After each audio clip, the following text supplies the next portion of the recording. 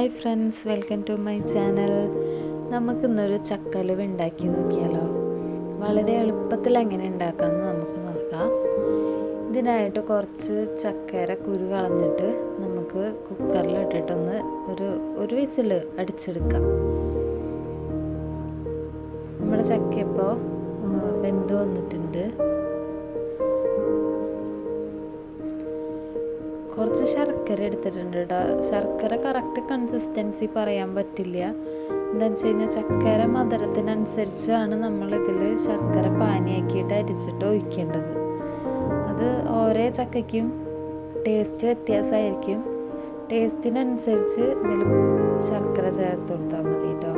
ഞാനിവിടെ ഒരു 600-650 ഗ്രാം ശർക്കര ആഡ് ചെയ്ത് കൊടുത്തിട്ടുണ്ടായിരുന്നു ഈ ചക്കയിൽ.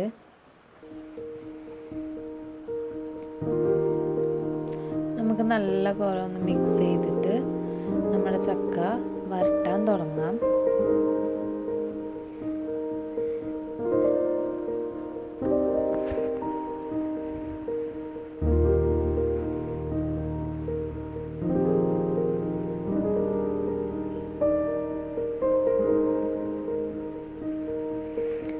നമ്മുടെ ചക്കയിൽ ഇപ്പം ഇങ്ങനെ തിളയൊക്കെ വന്ന് തുടങ്ങിയിട്ടുണ്ട്.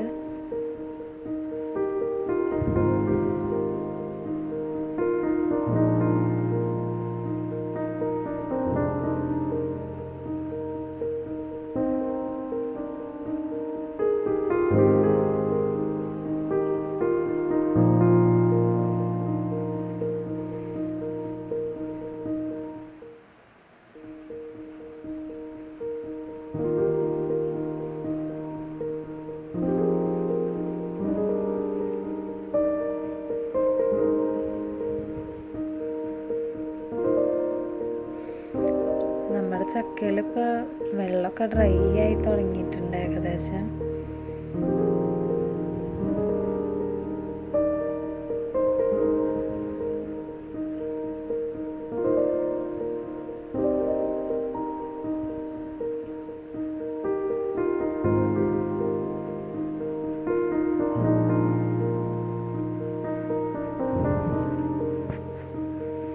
ഇനി നമുക്കിതിലേക്ക് കുറച്ച് റവ ആഡ് ചെയ്യണം കേട്ടോ. എന്താണെന്ന് വെച്ച് കഴിഞ്ഞാൽ നമ്മുടെ അരിയലുവയിൽ തന്നെ നമ്മൾ കുറച്ച് തരിതരിയായിട്ടല്ല കഴിക്കുക. അതുപോലെ തന്നെ ചക്കലുവയിലും കുറച്ച് തരിതരിയായിട്ട് നമുക്ക് കിട്ടാൻ വേണ്ടിയിട്ടാണ് നമ്മൾ റവ ആഡ് ചെയ്യുന്നത്. അരിയലുവ പോലെ തന്നെ ടേസ്റ്റിൽ നല്ല തരിതരി കടിച്ച് കഴിക്കാനുള്ള സുഖത്തിന് വേണ്ടിയിട്ടാണ് കേട്ടോ നമ്മൾ ഇവിടെ റവ ആഡ് ചെയ്യുന്നത്. നമുക്ക് കുറച്ച് വെളിച്ചെണ്ണ ഒഴിച്ചു കൊടുക്കാം. വെളിച്ചെണ്ണയൊന്നും കറക്റ്റ് അളവായിട്ട് ഞാൻ പറയണില്ല. എന്താണെന്ന് വെച്ച് കഴിഞ്ഞാൽ ഓരോരുത്തരും എടുക്കണ ക്വാണ്ടിറ്റിക്ക് അനുസരിച്ച് അതിന് മാറ്റം വരും. കുറച്ച് ചുക്കുപൊടി നമുക്ക് ആഡ് ചെയ്ത് കൊടുക്കാം.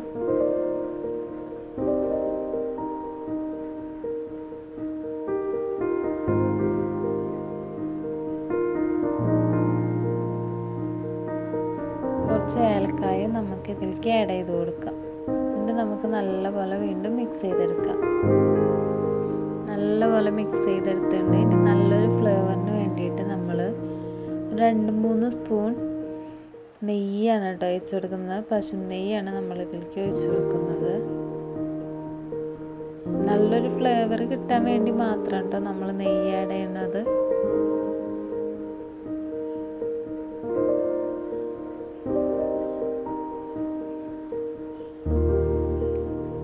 നമ്മുടെ ചക്കയൊക്കെ ഇവിടെ നല്ല ഡ്രൈ ആയി വരണ്ട് വന്നിട്ടുണ്ട്.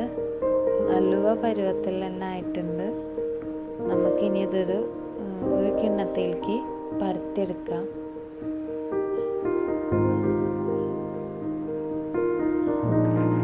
പരത്തുമ്പോൾ നമ്മൾ ആ പരത്തണ ആ പാത്രത്തിലും നമ്മൾ ആക്കണ തവിയമലും ഇത്തിരി ഓയിൽ വെളിച്ചെണ്ണ തടവി കൊടുത്തിട്ടാണ് ആക്കുന്നത് വെച്ച് കഴിഞ്ഞാൽ ഇത്തിരി കൂടി നമുക്ക് ആക്കാൻ ഇങ്ങനെ പരത്താനായിട്ട് സുഖമായിരിക്കും കേട്ടോ.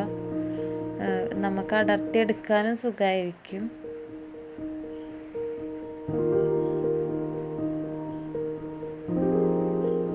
അരമണിക്കൂറിനുള്ളിൽ തന്നെ ഈ അലുവ നമുക്ക് റെഡിയാക്കി എടുക്കാൻ പറ്റി.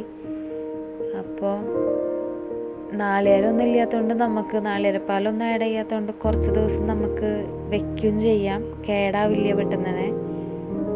ഈ വീഡിയോ ഇഷ്ടമായെങ്കിൽ സബ്സ്ക്രൈബ് ചെയ്ത് സപ്പോർട്ട് ചെയ്യണം.